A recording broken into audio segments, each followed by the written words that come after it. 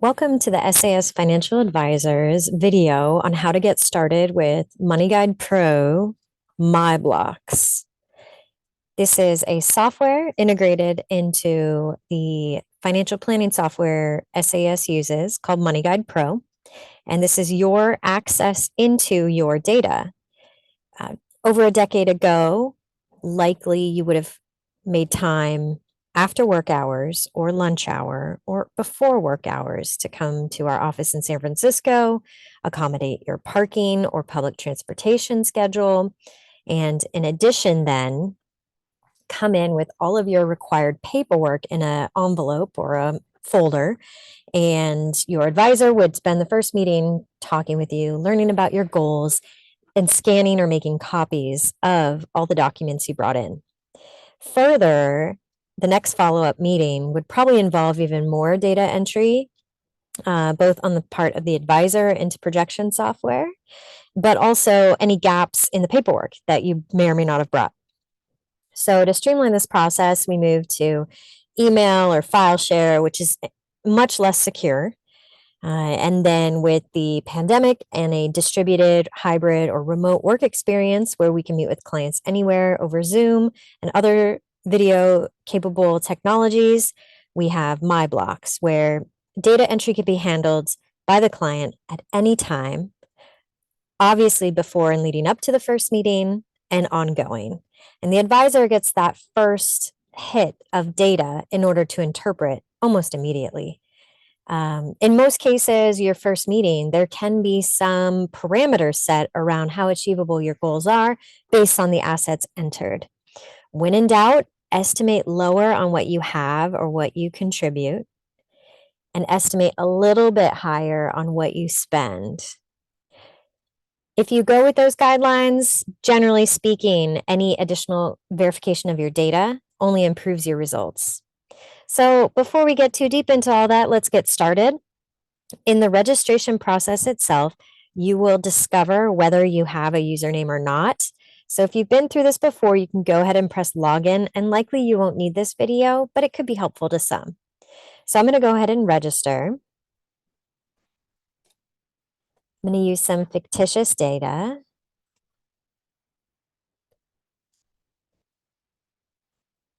Single's pretty straightforward, so I'm just going to show the married case.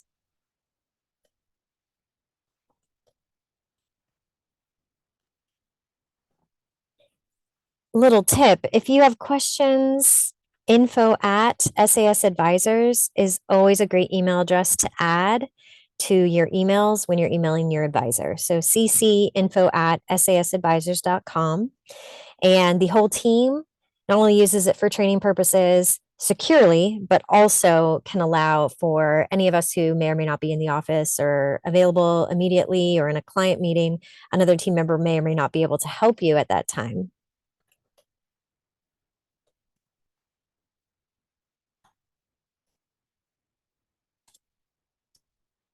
All right.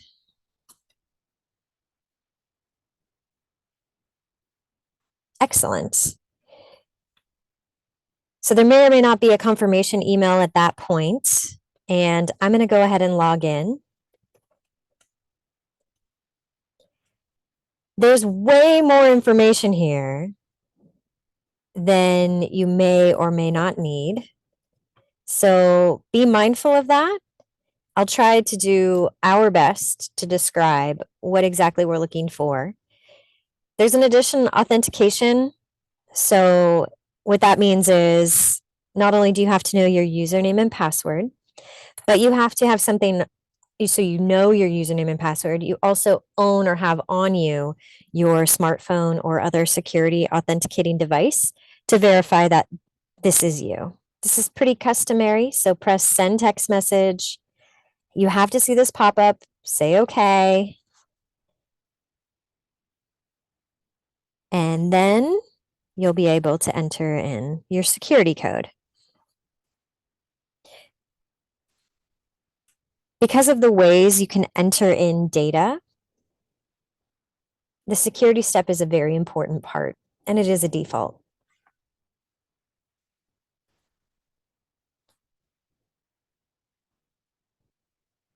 You'll want to read through, scroll all the way to the bottom, then accept.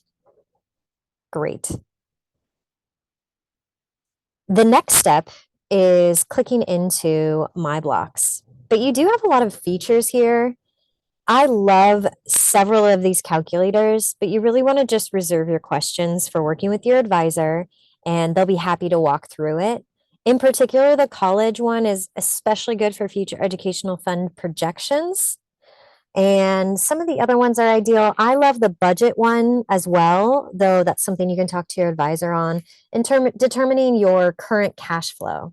MoneyGuidePro is a goals-based software, so we are less concerned with, how much you're spending now, at least in the context of the software.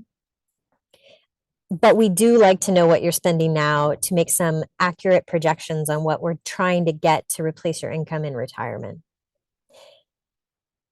That's a lot, but again, there's some good ones here. I'd say rely on your advisor for these, most importantly.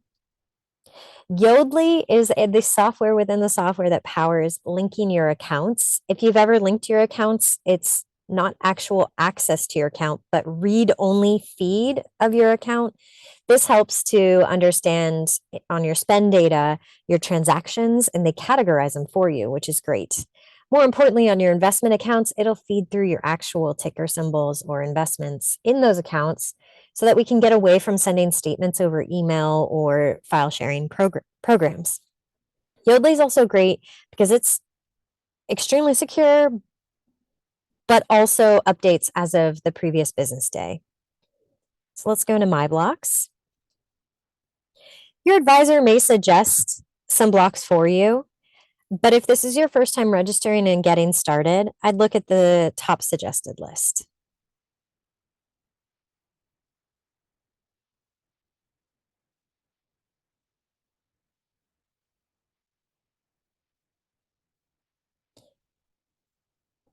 There are a lot to choose from.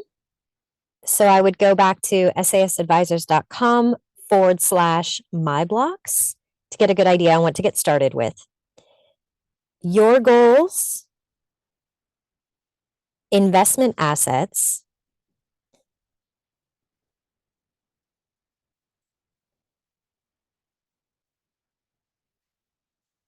retirement income, other assets, and liabilities. This is an excellent lineup here of what to get started with.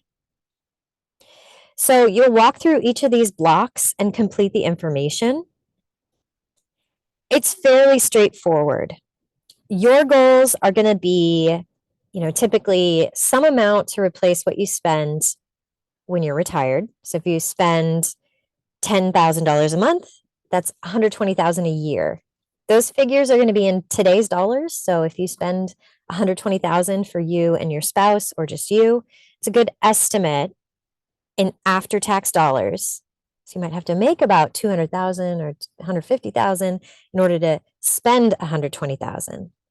But that is the essence of what your financial independence or retirement goal is. There are program defaults, which are excellent, starting with retirement at age 65. If you haven't thought into it too much, just go with the defaults. There's plenty of time later to assess and bring down those ages.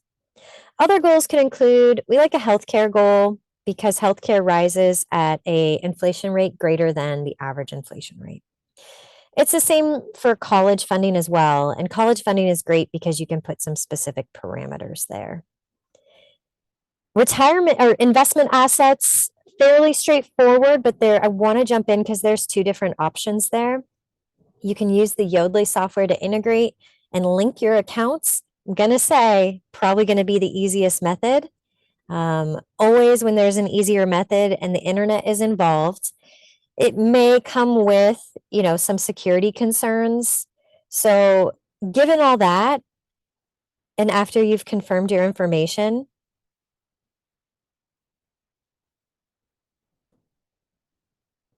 it's certainly worth going ahead and linking your accounts. Great. So some of the blocks may have those data confirmations. Again, they feed into our side of the software, and your login Definitely bookmark the URL and keep track of your username and password because there are other views beyond MyBlocks into your plan that will be very helpful for you. So this is just the start.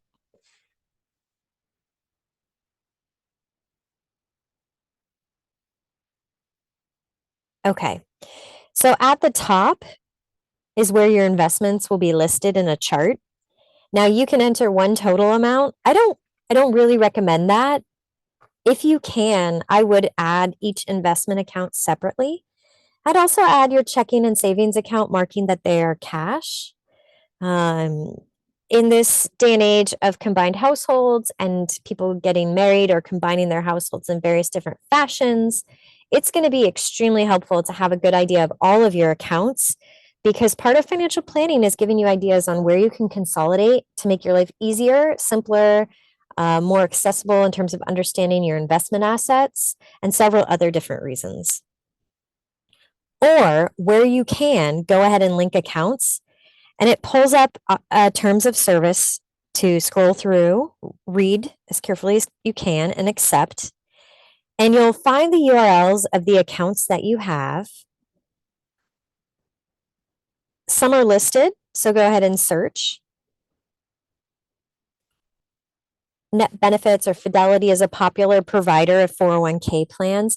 You may or may not have to try a couple of these because they do list some different URLs. So you can search for the actual URL itself. And then it'll ask you for the username and password, potentially some verification questions and or a text message verification. Now, again, you own this data. We do not. We have no insight into this data, only the read-only feed that comes after the fact. Additionally, what's good to keep in mind is that every few weeks, you may have to re-authenticate to keep the data fresh. So that is a very important aspect of this process as well, just further emphasizing the security protocols. So that is the recommendation. Anytime you're in a block within MyBlocks, in the upper right-hand corner, you can select your name and exit to go back to the main screen.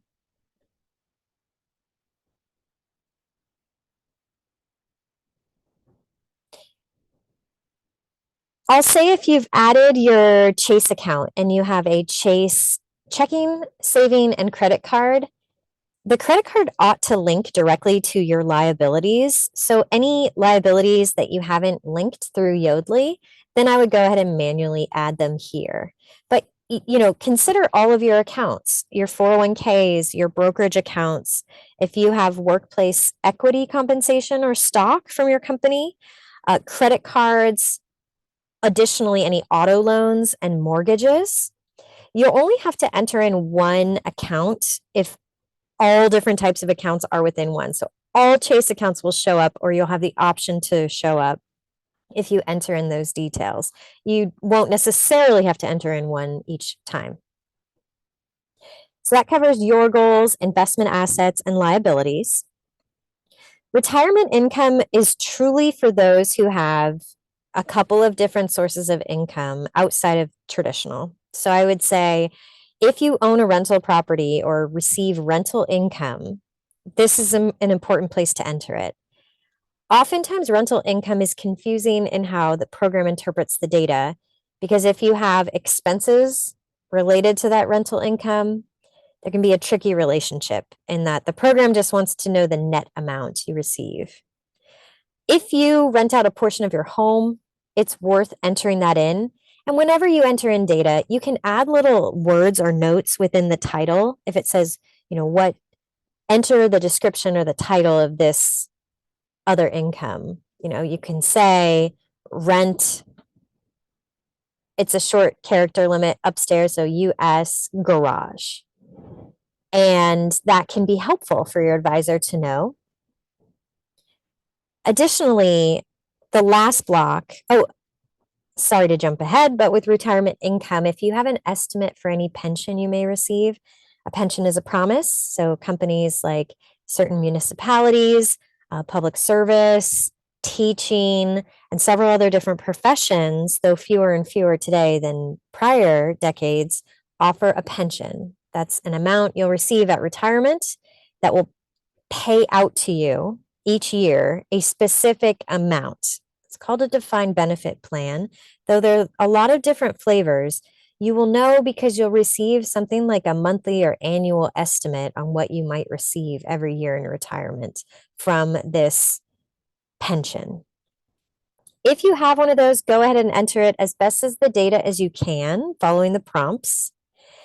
And your advisor will follow up with more questions and can further clarify exactly what to anticipate there.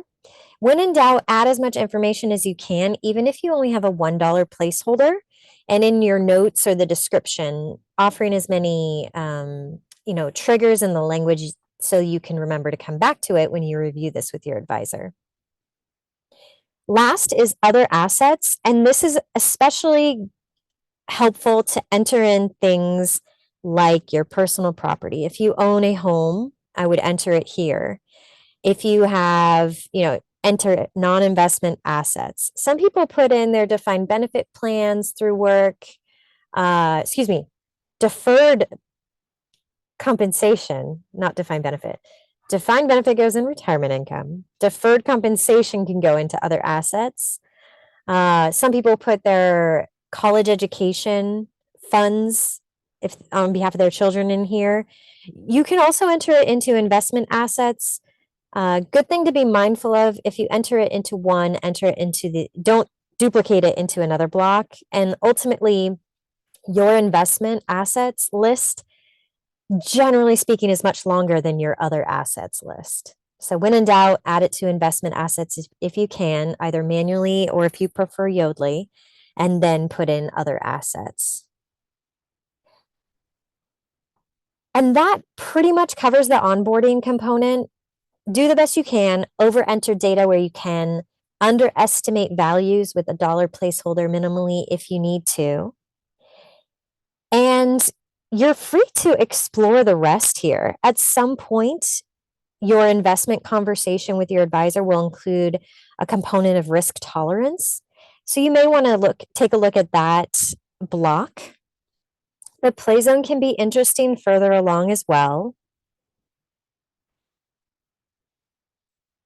And then all of the other blocks that I have not mentioned will not carry forward into your planning software, but they will live in MyBlocks. So your advisor has access through MyBlocks, though it won't feed in directly into your plan. You may find some of these elements in MyBlocks helpful, and you're certainly welcome to explore as you're interested. Just be mindful that these blocks, since they don't feed directly in, might not be as helpful immediately. And if you have questions, your advisor can help you. The last is